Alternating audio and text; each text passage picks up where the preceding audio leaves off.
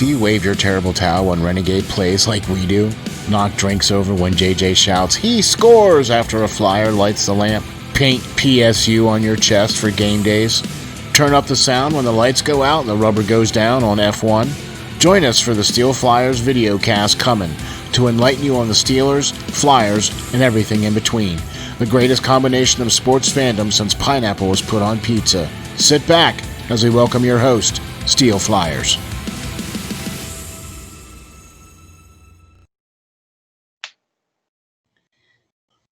All right, greetings. This is Steel Flyers, and we're here with some great guys here tonight. We're also here with the incomparable RoNece.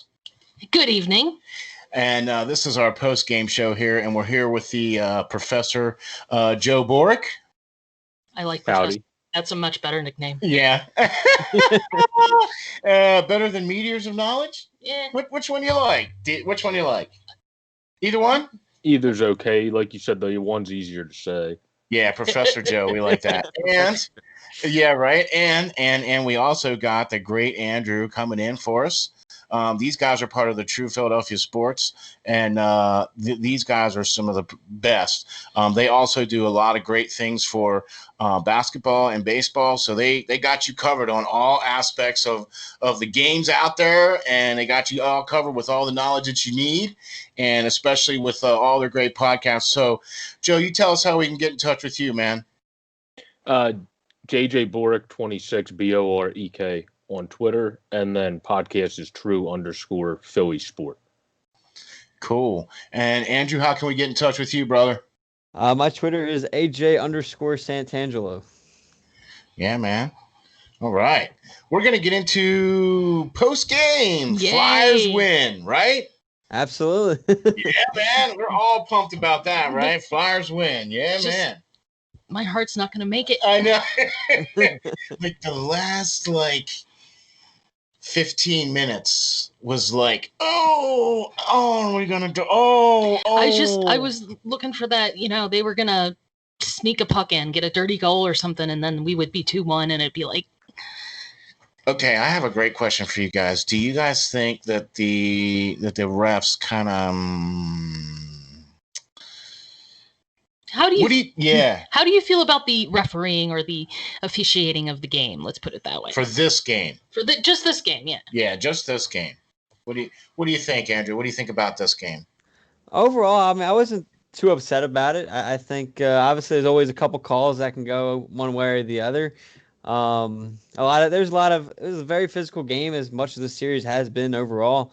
But I think advantage to the Flyers, honestly, if the reffing gets questionable, because when you're the better team, usually the better teams are the ones that fight through the non-calls and all that, and you kind of take advantage in some sort of the Canadians not getting back on a play or something like that. So overall, I have no complaints with the way the officiating has been so far, especially today. I don't know.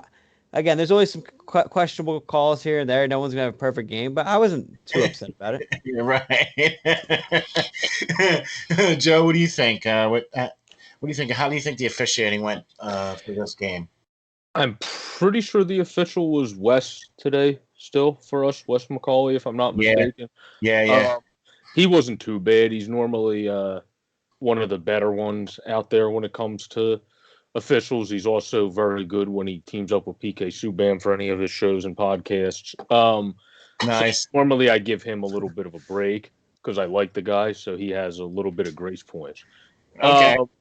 But he didn't do bad today, I don't think. I've watched games that were absolutely horrendously reffed in this playoffs, and this was not one of them. So okay, yeah, that's why I wanted to ask you guys that question, because of that very thing. Because there were quite a few games that were very, very, very poorly officiated that have happened already, and I think there was some poor officiating in the last couple of games with the Flyers as well too. I mean, it was Flyers 3 power plays and Canadians 2 power plays for this game. So, I thought it was relatively even as well too. You know what I mean? I was relatively happy with the results of the power or of the penalties and everything that went.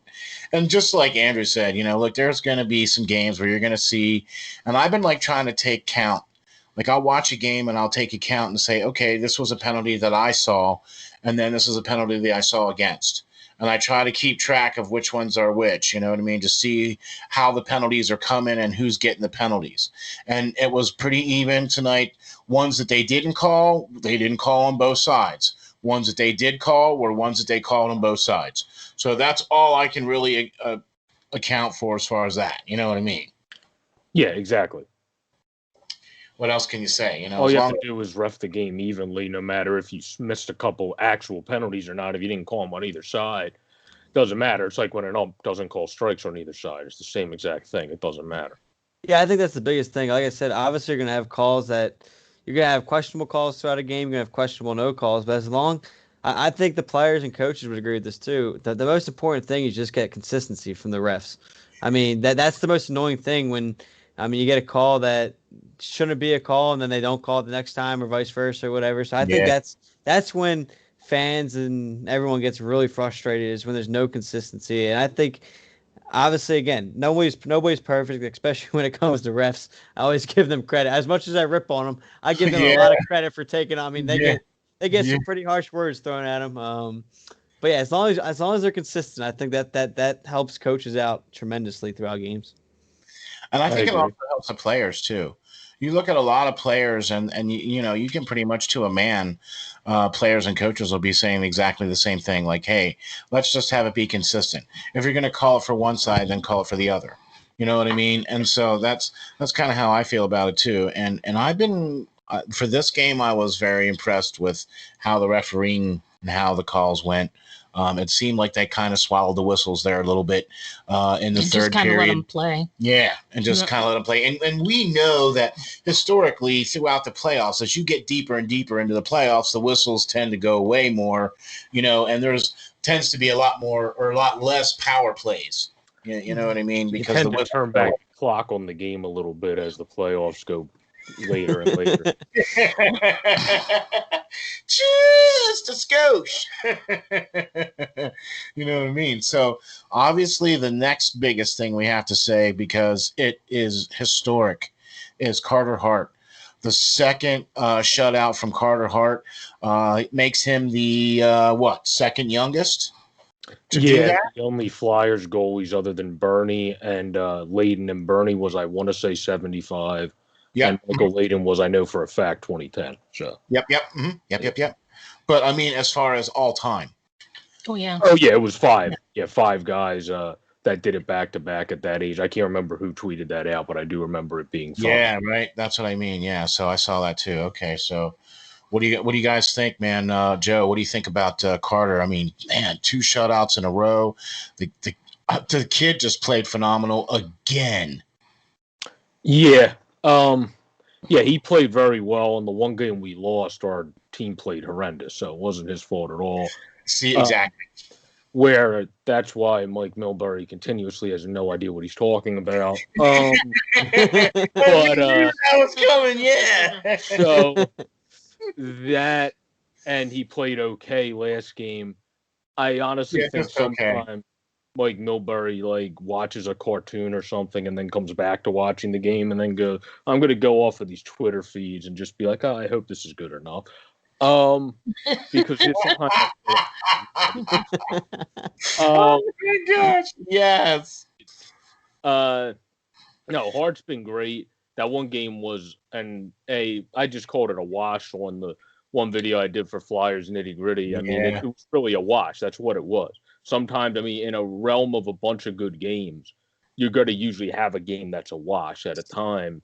And the Flyers have always bounced back from those games this season. And they did it with a really odd win, which was on the back of Carter Hart. And then they did it with a very great defensive win because Montreal had 1 high percentage chance. We had 8. So, like Al Morgani said, we kept them so far outside they could have been threatened to be thrown out of the bubble for leaving the bubble. When you tweeted that or you texted that to me today, I was like, yes. I'm like, yeah, that is perfect. That is definitely Al Morgani, man, for sure. It was so awesome to be able to hear JJ and Billy Clement. So I just want to give a shout out to that because that was really great to be able to hear that. Andrew, what do you think about Carter Hart? I mean, phenomenal play, two shutouts in a row. I mean, even though we had what I called a tater game, we just kind of had to look. We played really bad. Our team played really bad in front of Carter Hart. They pretty much hung him out to dry, but he shined through. He was the best player on the ice for us during that game, and then comes out and just rips off two shutouts in a row. What do you think about that, Andrew? Give me your thoughts on that. Yeah, I think the biggest thing for me out of Carter Hart that I've seen in the last 2 games here is honestly his mindset and preparation. I mean, obviously, we'll go through we mentioned it before how the team struggled overall in Game 2, and it wasn't fully his fault. But, I mean, if we're being honest, he struggled in Game 2 as well, and obviously he ends up getting pulled. And I think when you have a young guy like that, one thing I'm always concerned with and we constantly hear about is the mindset they take away from that game and how much it's going to affect them confidence-wise and how will they bounce back. Well, you can't bounce back much better than two back-to-back shutouts. I mean, man, that's the way to do it, right? that puts down the question everything about what kind of mindset's he going to have, how's he going to bounce back. I mean, what a warrior to kind of just come back out here and do that. It was just a phenomenal game for him and the team. I thought, I mean, you couldn't ask for anything better from him. I mean, 29 shots faced, he stops all 29 of them. As you mentioned before, 2 power play chances for the Canadians. He shut down them pretty quick, and I thought Canadians. I know, Joe, you just mentioned that they only had like 1 high percentage scoring chance, but I thought they had some scoring chances on those power plays, and he turned them away pretty good. And I think one thing he continues to do well with, and it seems like the only goals he gives up is from this too. But the last 2 games, I feel like he's been really good at eliminating any rebound opportunities for the Canadians. He has a true understanding of when he should glove it, when he can bounce it to the side, and he's never second-guessing himself like you might see from other goalies or other young goalies. So I think that's another major takeaway I'm seeing is he's been very good at eliminating those rebound opportunities, and I think that's a real big reason why he continues to play very good hockey. I agree. I was going to say, since I know Jamie will love this analogy and he always listens, Carter Hart is, if anyone's ever listened to the band Trap, there's a song called Headstrong. It says, back off, I'll take you on. Headstrong, I'll take on anyone. That's Carter Hart. Doesn't matter what game he had prior, he's still going to take you on and destroy you in the next game, most likely. That's a perfect way to describe it. Yeah, that's a perfect way to describe it because that's actually music that's in the NHL 18. It's in one of the video games. Yeah, it's in one. Yeah, no, I mean it's in NHL 18 from EA Sports. Definitely, it's in. I know it's in that because that's one of the songs that you can pick from the list. So yeah, we definitely like that song. But that's a perfect way to describe Carter Hart. He is definitely headstrong. When a coach like AV makes some tweaks, which I'd like to get into in a little bit, but he has the confidence to come right back with Carter Hart after playing that not so good of a game all the way around. Everybody kind of just, okay, we didn't play that game. Start again. Yeah. You know what I mean? And so to have the coach's confidence to put him back in, and then he just shined. I mean, man, oh my God. And to your point, Andrew, I wanted to say this too, because you made a great point too. In the second period there, I think it was right after the power play or something right after that from the Canadians, where it looked like it was going to be kind of an offhand thing where the puck was kind of down on the ice a little bit and everybody was digging around, and he made that decision to put his glove on it. You know what I mean? And that goes right to your point of what you were talking about. And he's starting to see, he's getting that experience now. You know, I mean, oh my gosh, can you imagine this guy in like 5 years? Oh my God. He better still be playing for the Flyers, brother, let me tell you. No, but I watching all these different NHL games, NBA games, and MLB games since the restarts without fans. Honestly, I haven't. It's been like I've been okay with it for the most part, and then every time Hart plays, it's like I wish we could have the Wells Fargo Center background. Like, he's making me miss the fans even more because, like, all the saves he's been making, it's like, man, I could just wish I could hear that stadium just erupt. Like, it really makes me miss the fans even more. Hart does.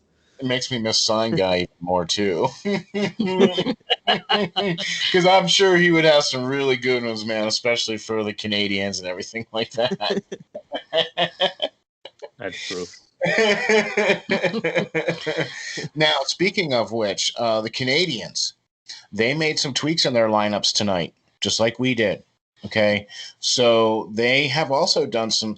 I feel that they've kind of done some of the same things that we've done, where because they had a big sell off at the end of the season. They didn't really think they were going to make the playoffs. You know what I mean? And they pretty much had a farm sale on their team, and they're pretty much now they're throwing in guys like Suzuki and all their young guys.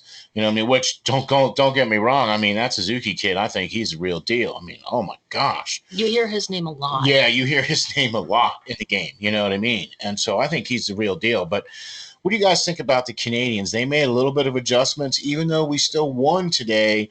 They still kind of looked like they were dictating a little bit, and they still looked like they were taking it to us, and they were beating us in the zone, and they were preventing us from breaking out. I mean, what do you guys think about that? Do you think their tweaks of, I mean, they're on the brink?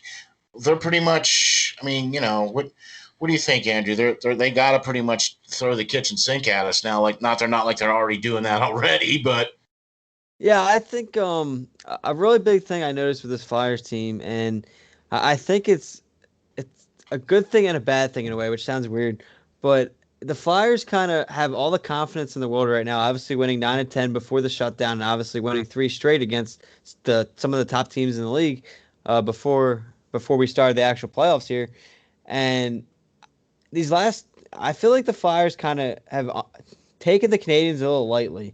And you saw them scrap out a 2-1 win, then they get beat up completely in game 2. And now I kind of see it in these last 2 games as well. You guys can correct me if I'm wrong, but the Flyers come out in these last 2, both score pretty early in the game. And they come out with, when I was watching that first period, I thought that was the best period the Flyers have played this series so far. They came out fast, they came out aggressive. It was a great mix. And they got that early lead, and I think obviously for every right reason, they have all the confidence in the world in Hart right now. And every time in the second period, we kind of get outmatched or whatever from whatever the Canadians throw at us, and their adjustments go well. And it seems like the Flyers always like slow it down in the second period, and the second period is always just a mess. And that's where the Canadians start dictating the game, as you mentioned, and stuff. So I'd say not necessarily the Canadians' lineup change, and like you said, they're going to be throwing everything at us next game.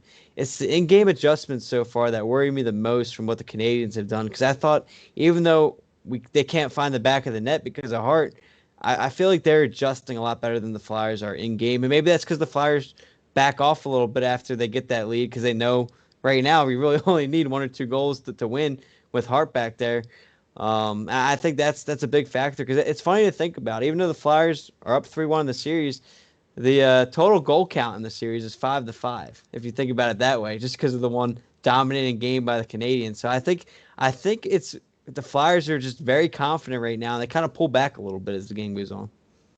Yeah, I think I'm with you on that, man. Joe, what do you think?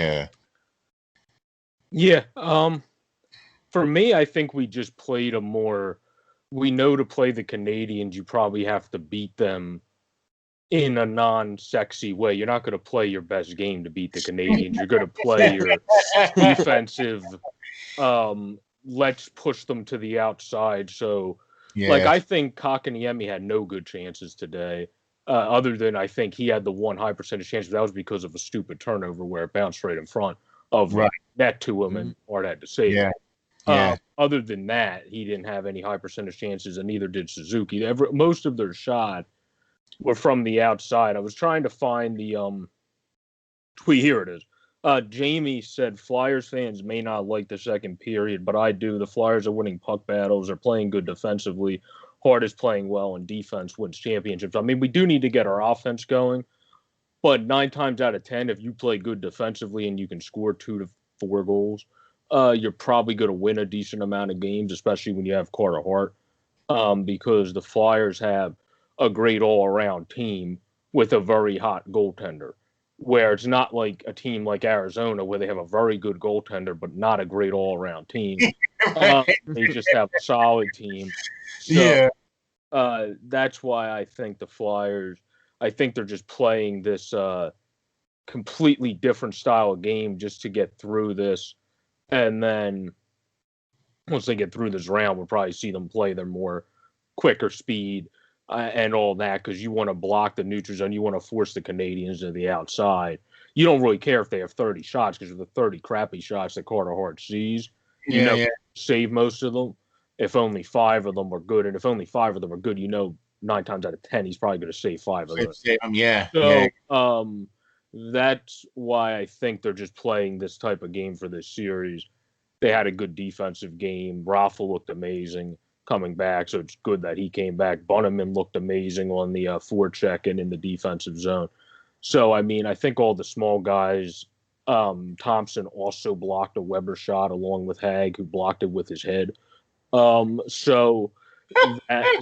mean, yeah, right. I mean, man, and he was just down there on the ice. We're like, whoa, okay. And then we saw the replay of that. Was like, whoa. Yeah, part of the helmet bounce or broke off or whatever. Yeah, I didn't even see that. Okay, whoa, man. He thought it clipped his. You could tell he thought it messed up his ear, because he was feeling his ear after it whizzed by. You could tell he thought like how sometimes you get a puck to graze your ear and it completely cuts your ear and something. He thought. I also can't imagine when that puck hits the helmet. I can't imagine how loud it is. His head was probably ringing a little bit afterward too. Probably grabbing his ear, you know what I mean? Because it probably shifted his helmet up a little bit too, you know what I mean? And their helmets cover their ears, right? Like their ears don't stick out in their helmets, right? Do they? I can't remember. His looked open, like the ears aren't like poking out or anything, but there's like a hole around them. Like there's nothing covering the ear. Okay. So the ear is kind of exposed. So I thought he got grazed in the ear or something like that because he was grabbing his ear, you know what I mean? And then, so I didn't even know the part of his helmet broke off. Holy moly! Well, hey man, look, if you can stand there and take a slap shot like that from Weber and it hits you in the helmet and you can stand up, all right, you get the golf clap for tonight.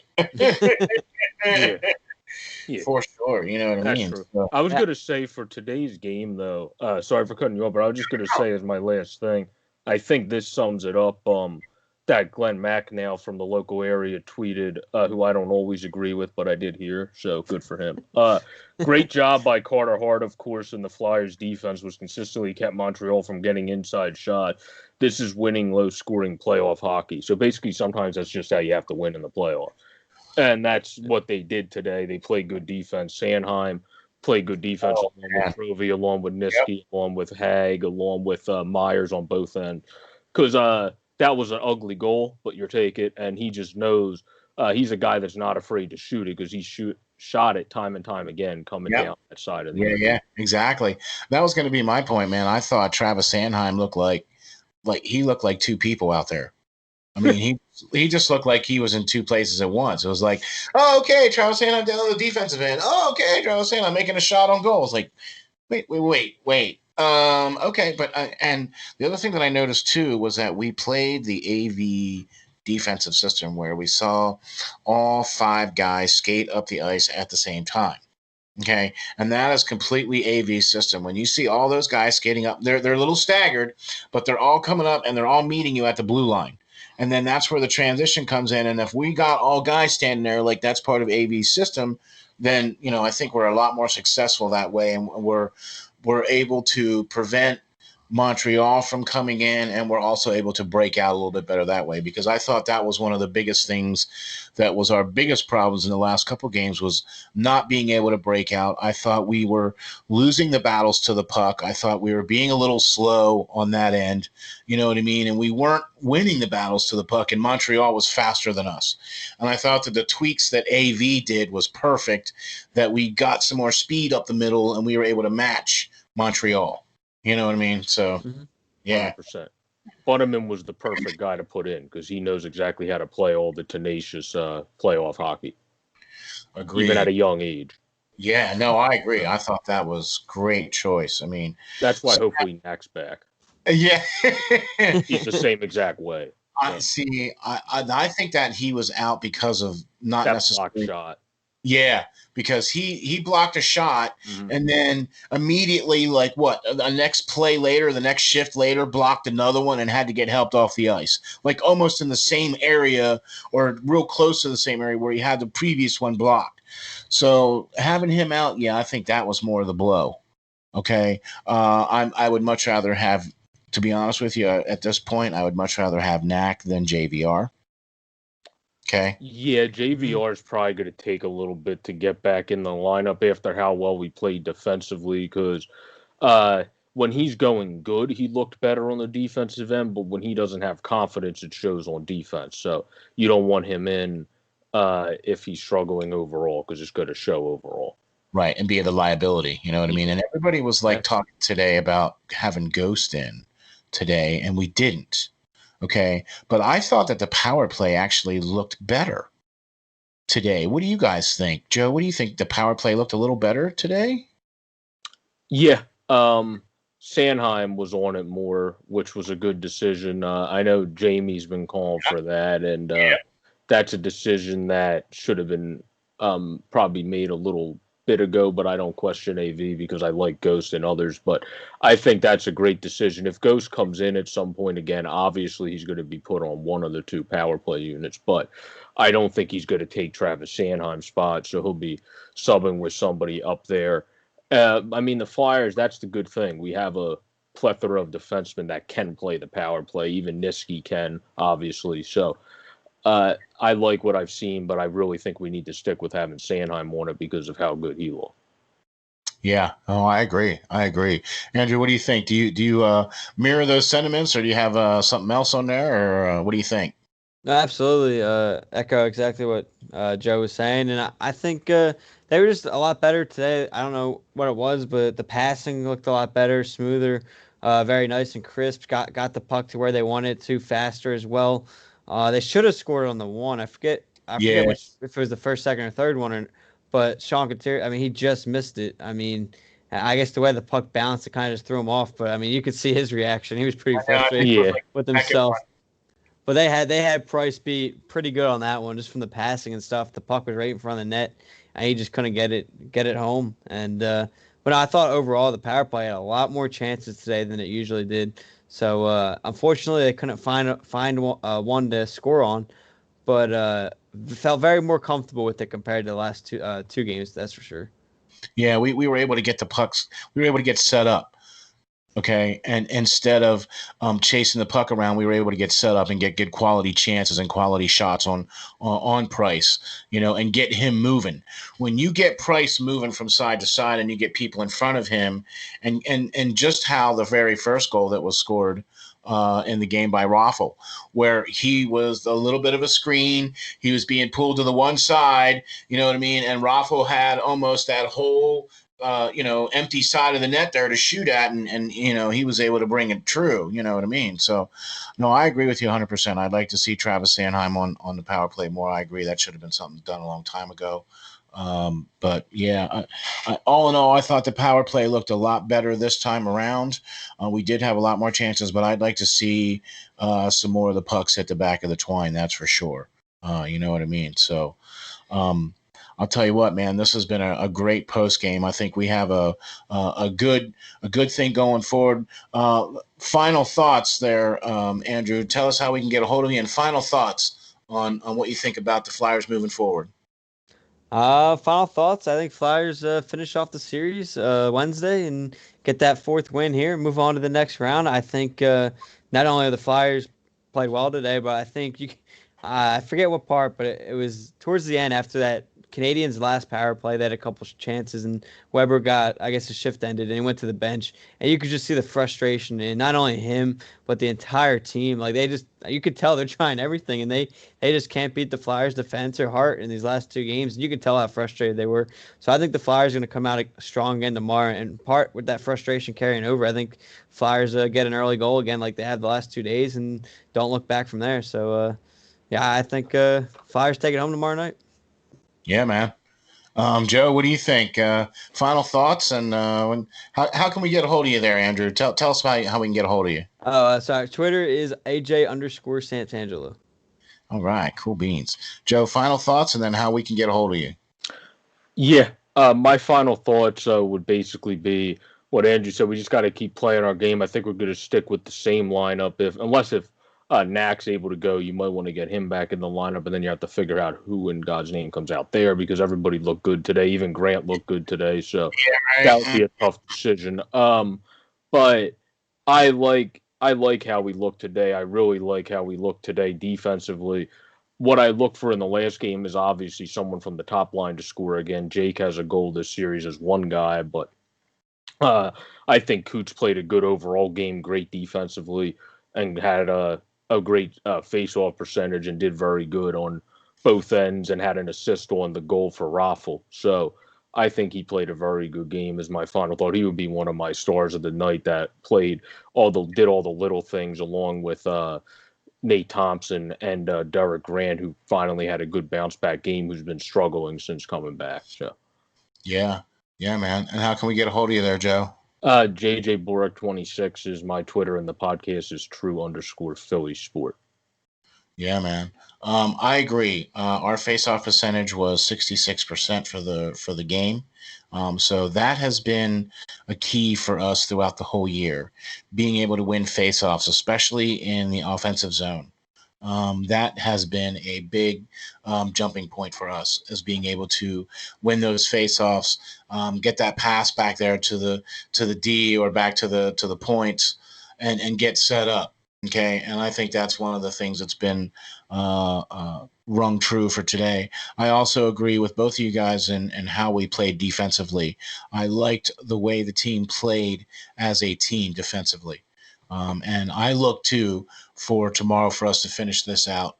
It will be great to see the Flyers be able to take it down and take Montreal and finish this out. That would be great to see that. You can reach me at SteelFlyers52 on Twitter. And also you can check me out on the website at www.steelflyers.com, where you can also find these guys right here.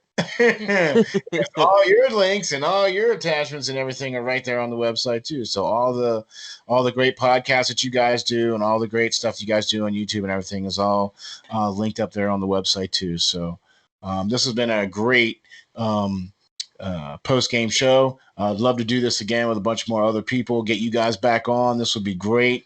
Love to keep doing these. As long as the Flyers keep winning, we'll keep doing them, right? Absolutely. Yeah. It's always fun talking about wins. That's right. Always fun to talk about wins. On that, I'm going to say adieu. Thank you very much, and you guys have a great night. Thank you, too. You too. Enjoy the hockey. Yeah, man. Good hockey coming up.